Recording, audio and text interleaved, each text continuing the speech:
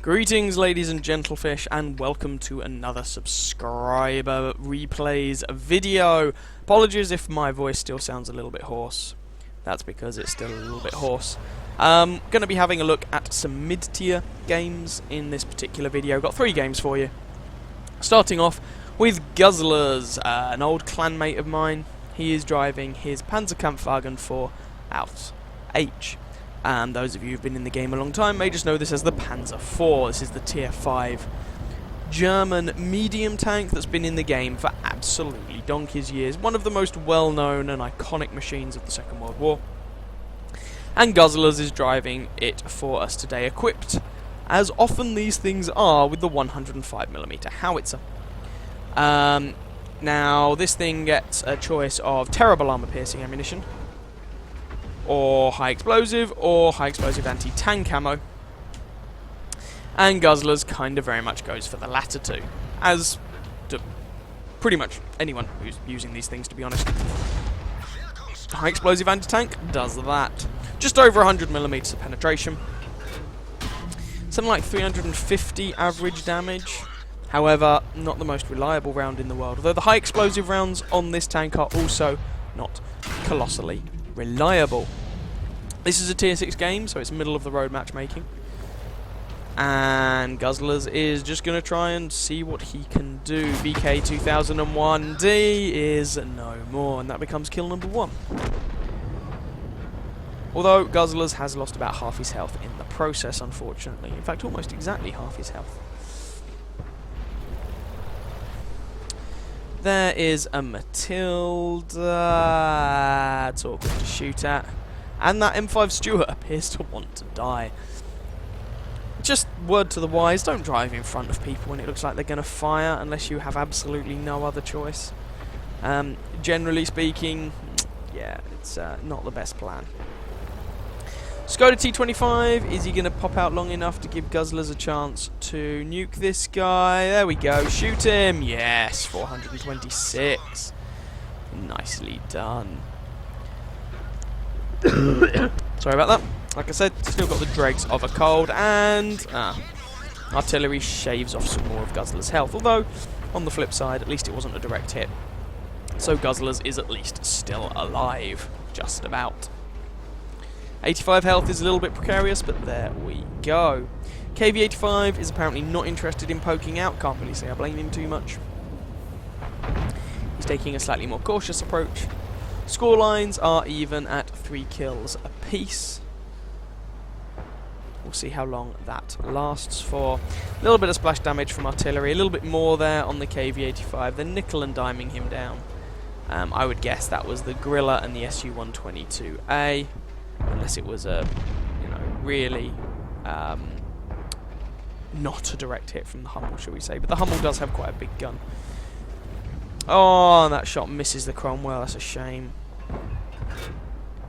And that one doesn't. So, firing the high explosive rounds now. 100 and however much damage it was. Didn't manage to penetrate the Cromwell, which is a little bit unfortunate. But damage is damage at the end of the day, so not going to complain too much. KV85. Shoot at the turret. Gun's not hugely accurate. Shell velocity is pretty terrible. Yeah, didn't quite work. Scoreline is 6-7. That one hit though. Only did 95 damage, but what are you gonna do? C'est la vie. Cromwell is bombing it through the town. You'll notice that all the friendlies who've gone into the town are now dead, by the way. Cromwell is bombing it through, and this guy is going to be a right pain in the neck to actually hit. Cromwell's a very fast machine with a very good... It's a very good machine, let's be honest. It would only take him 1 shot in order to kill Guzzlers. Guzzlers, well, it depends how lucky he gets as to how many shots it takes. Nice flush side shot. Hit the suspension, unfortunately. Didn't kill the guy. If the Cromwell fires, and he did, he could kill Guzzlers, but as it is, Guzzler's second shot is more on the money. That's an SU-85B. This could be rather awkward. As it is, he's dead. Score lines are even again at 9 kills apiece.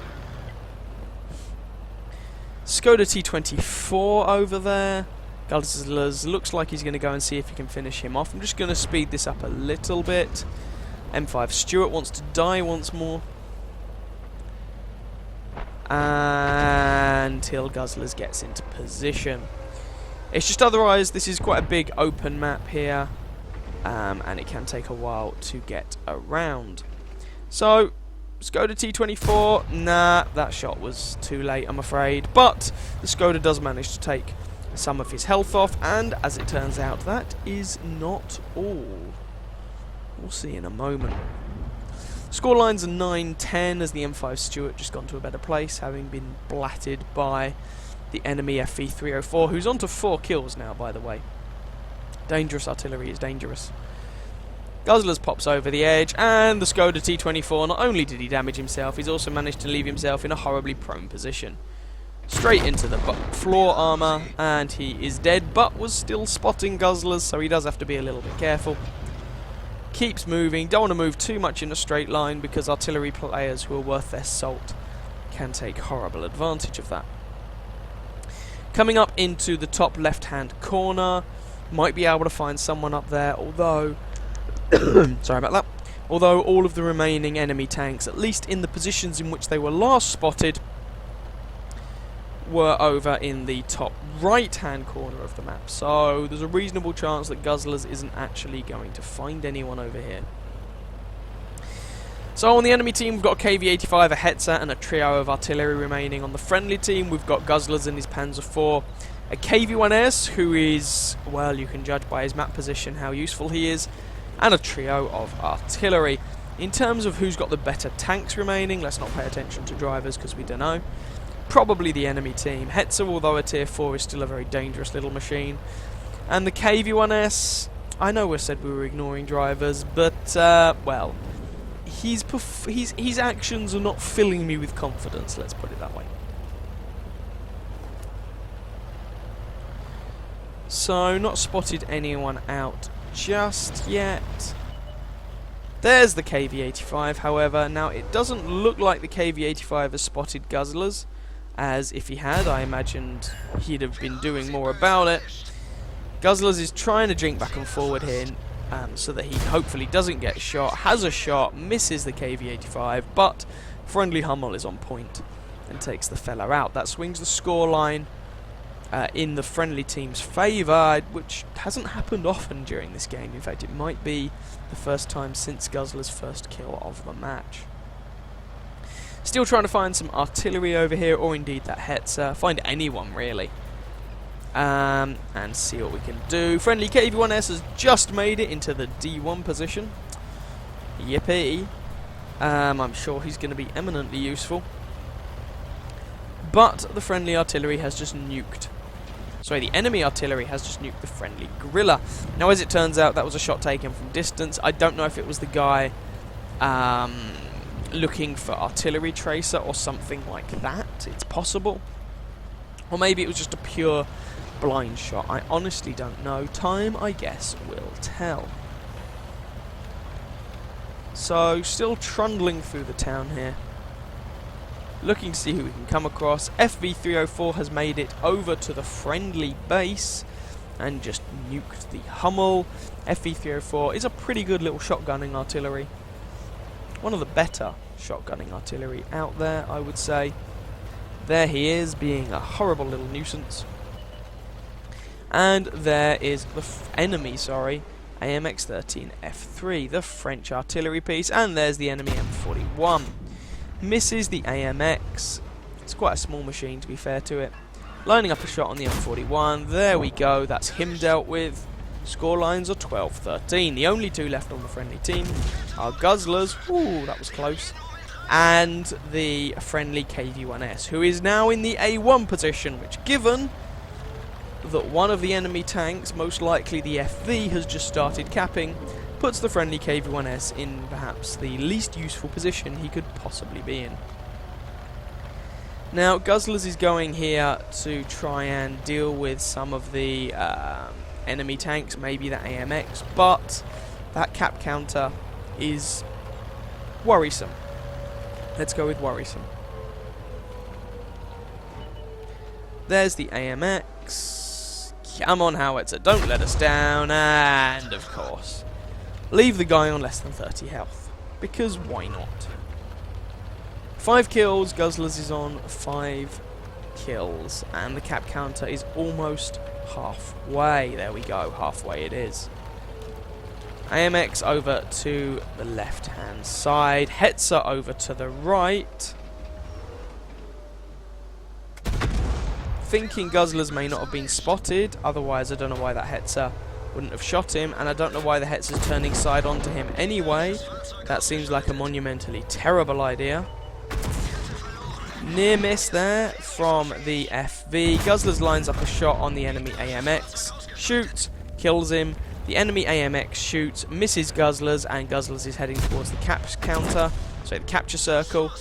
He can't dither about too much, however, he was driving in a straight line, and the FV was able to nuke him with relative ease, and our KV-1S driver is nowhere useful whatsoever, which is a bit of a shame.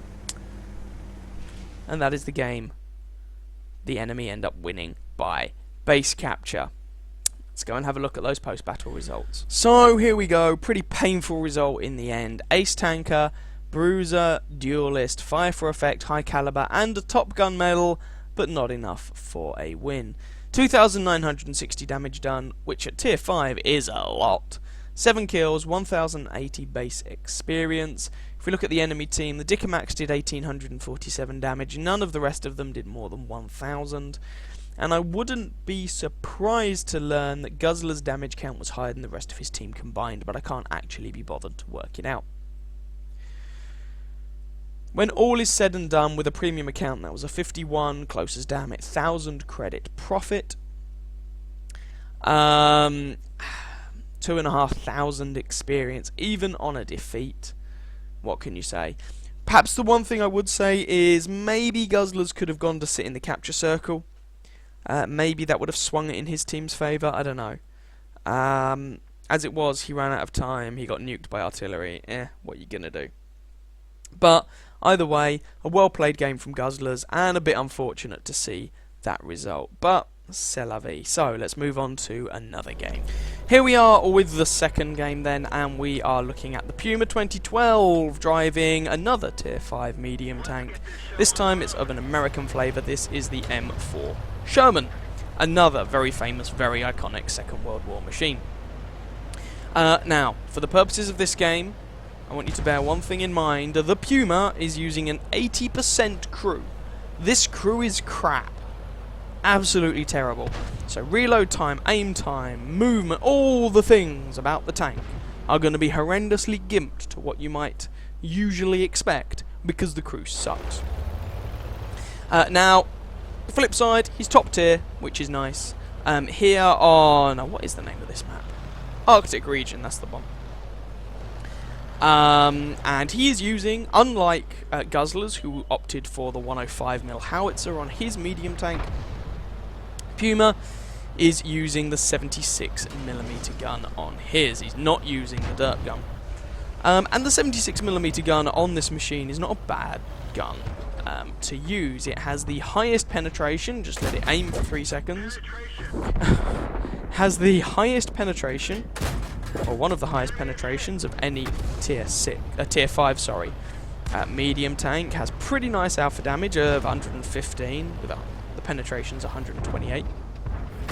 The Sherman gets good gun depression. Now, I didn't like using this gun on this tank personally. That's what I used when I ground out the Sherman originally, but I didn't like it because of the poor rate of fire and the dubious aiming stats. And of course, again, Puma using an 80% crew. His crew really does suck. Hello, Mr. T-28. Having said that, he's getting pretty fortunate with some of these shots. Hey, look, it's a BT-7 artillery. You know, often... Whoa, nice ammo rack. Yeah,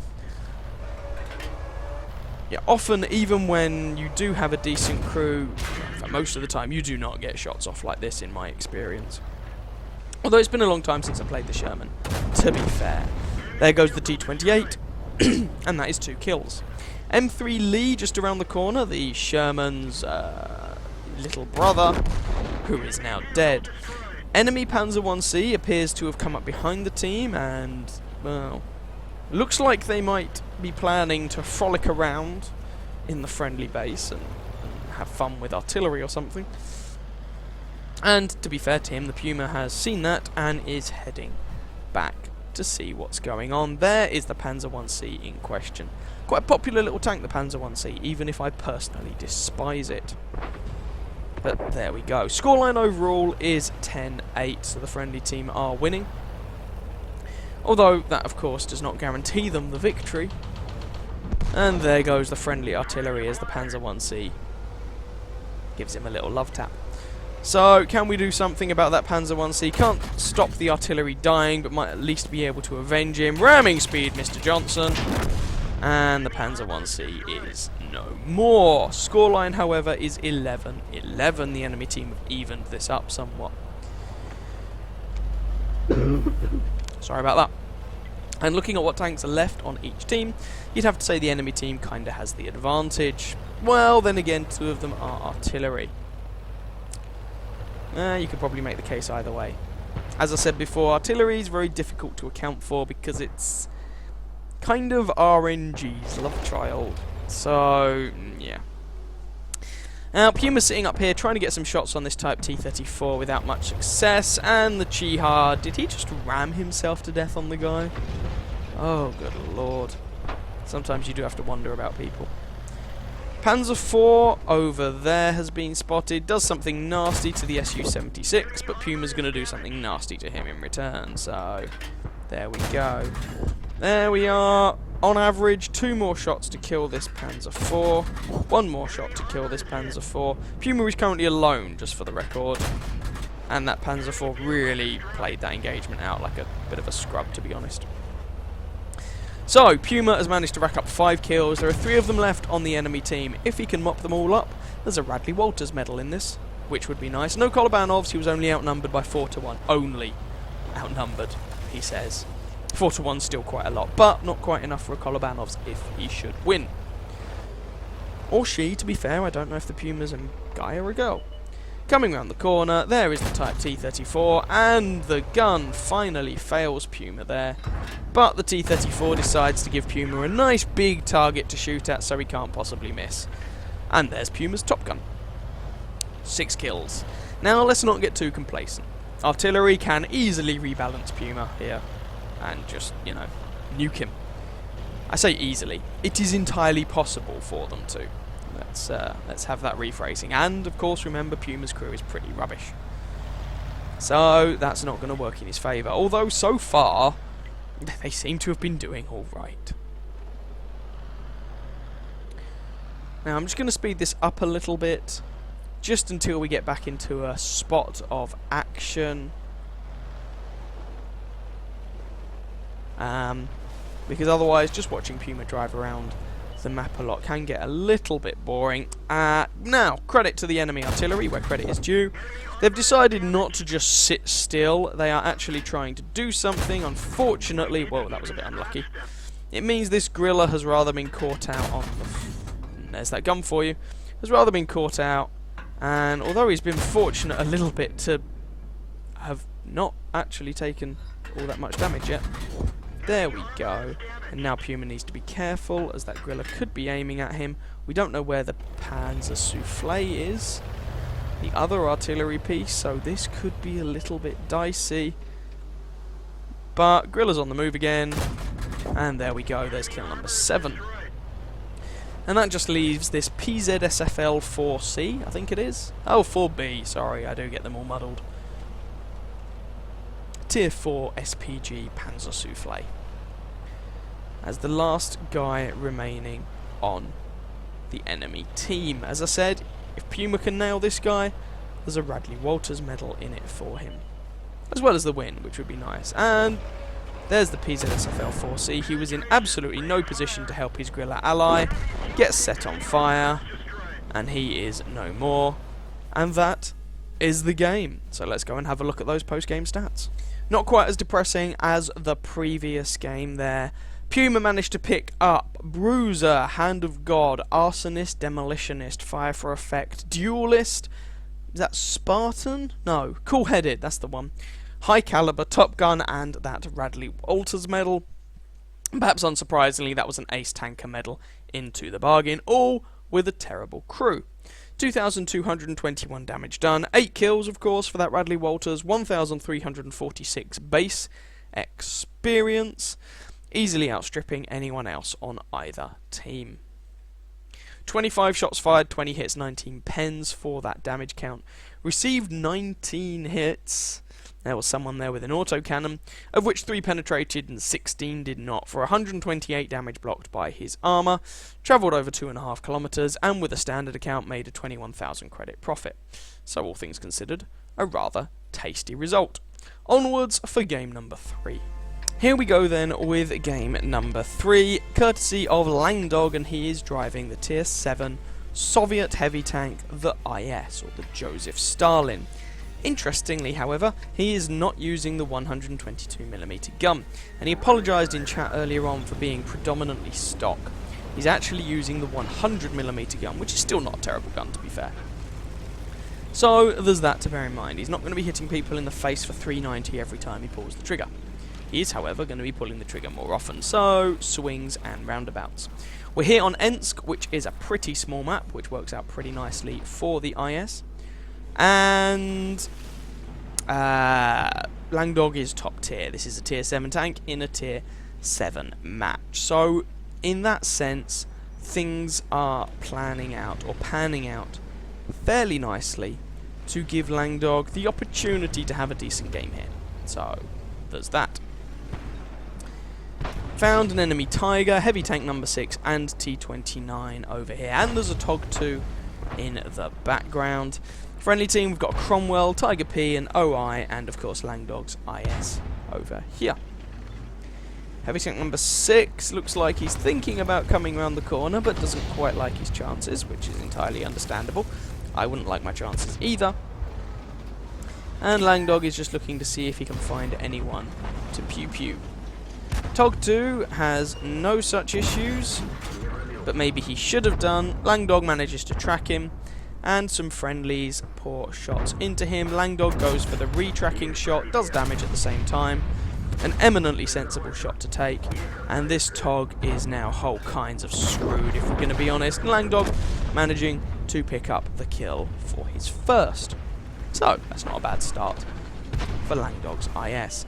If he'd been using the 122mm gun, I imagine that sort of perma-tracking shot would not have been possible. So, the smaller caliber gun there actually working in Langdog's favour.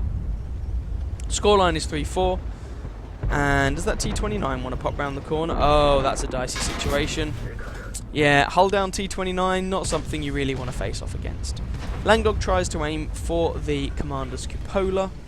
Unfortunately, doesn't penetrate. T-29 has no real difficulty penetrating Langdog's IS there. And all of the friendlies have just died, which is a little bit awkward. But Langdog does at least manage to ambush a shot into the T-29's bottom. KV-85 tries to move across. Marginally low damage roll from Langdog there leaves the guy on 2 health, which is a bit of a shame. Enemy IS away in the distance, and heavy tank number 6 going for the flank. Now at this point I think I'd be tempted to chase the heavy tank number 6 down. His gun is not the best, so frontally he will have problems penetrating Langdog's IS. But as it is, and Langdog does indeed decide to do that. Go for the shoulder plates. Oh, that worked anyway. Fair enough. Langdog, of course, manages to find an OI in the process, however, which is a little bit awkward. OI can be problematic. Heavy tank number 6 puts one into Langdog's IS. Langdog bounces a shot from the OI and manages to put him out of his misery. Heavy tank number 6 bounces on Langdog. And I would expect an IS to have the better of this engagement, even firing premium ammunition.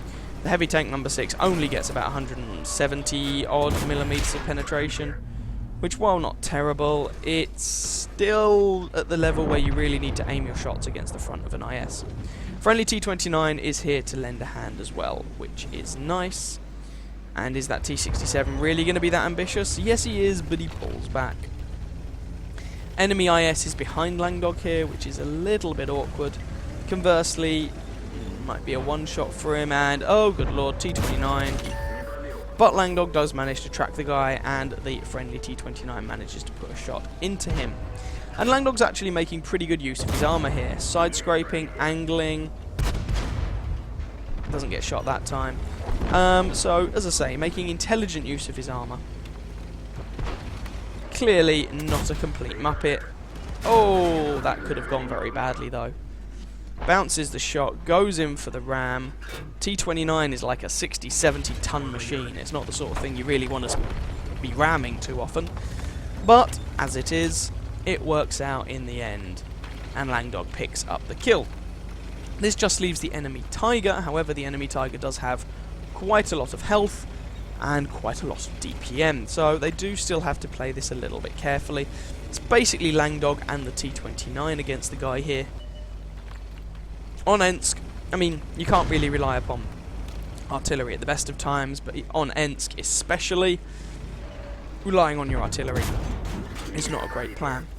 So, the friendly T-29 has quite a lot of health left, and between the two of them they should be able to polish this guy off, and it's actually the GW Panther who picks up the kill in the end, which I did not expect, but there we go, that was a thing. So that's the end of the game. Scoreline is 15-12. Let's go and have a look, last time this video, at the Pulse Battle results. Here we go then. This was apparently Langdog's first game in the IS, and he managed to pick up an ace tanker, which is a pretty nice result. Along with Bruiser, Shellproof, Fire for Effect, and the High Caliber medal. Sorry about that. If we have a look at the detailed breakdown, we can see he did 2,978 damage, got 3 kills, 1,377 base experience.